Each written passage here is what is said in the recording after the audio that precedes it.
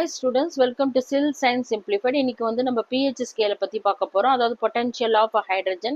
இது யார் கண்டுபிடிச்சாங்கன்னா Danish biochemist, அதாவது சோரன் பீட்டர் லாரிஸ் சோரன்சன், இவங்க தான் கண்டுபிடிச்சாங்க. எதுக்காக இது கண்டுபிடிச்சாங்கன்னா, ஒரு சொல்யூஷன்ல எவ்வளவு amount of free hydrogen ions இருக்கிறத மெஷர் பண்றதுக்காக தான் இது கண்டுபிடிச்சாங்க.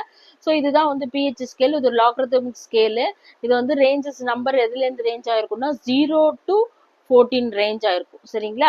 ஸோ அதுல வந்து 0 to 6 வந்து அசிடிக்கு, 7 வந்து நியூட்ரல், 8 to 14 வந்து பேஸ். இதுதான் நியூட்ரல். ஸோ 7 வந்து நியூட்ரல், இதுக்கு முன்னாடி எல்லாம் வந்து ஆசிட், இதுக்கப்புறம் எல்லாம் வந்து பேஸ். சரிங்களா? ஸோ இந்த pH வேல்யூ பேஸ் பண்ணி ப்ராப்ளம்ஸ் வரும். அதுக்கு இந்த ரெண்டு ஃபார்முலா தான் ரொம்ப முக்கியமானது.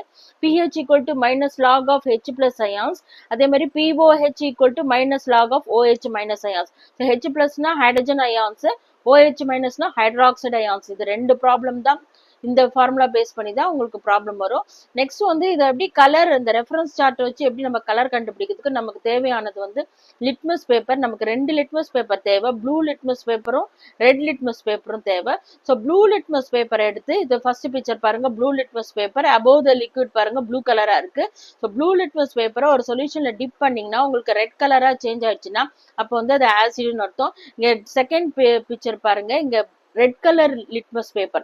ஸோ இதை நம்ம டிப் பண்ணோம்னா இங்க பாருங்க ப்ளூ கலரா சேஞ்ச் ஆயிருக்கு. ஸோ இது வந்து பேஸ். சரிங்களா? இது ஈஸியா ஞாபகம் வச்சுக்கிறதுக்கு ஏபிஆர் பிஆர்பின்னு வச்சுக்கோங்க.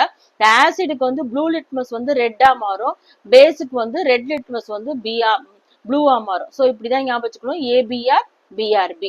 ஸோ நெக்ஸ்ட் வந்து நீங்க வந்து ஒரு ரெஃபரன்ஸ் சார்ட் கொடுக்குறேன், இதுல எவ்வளவு pH வேல்யூன்றத நீங்க பாத்துக்கோங்க. அதுக்கப்புறம் பாருங்க, இப்போ உங்களுக்கு ஏற்கனவே தெரியும் 0 to 14 வந்து அந்த ரேஞ்சுன்னு.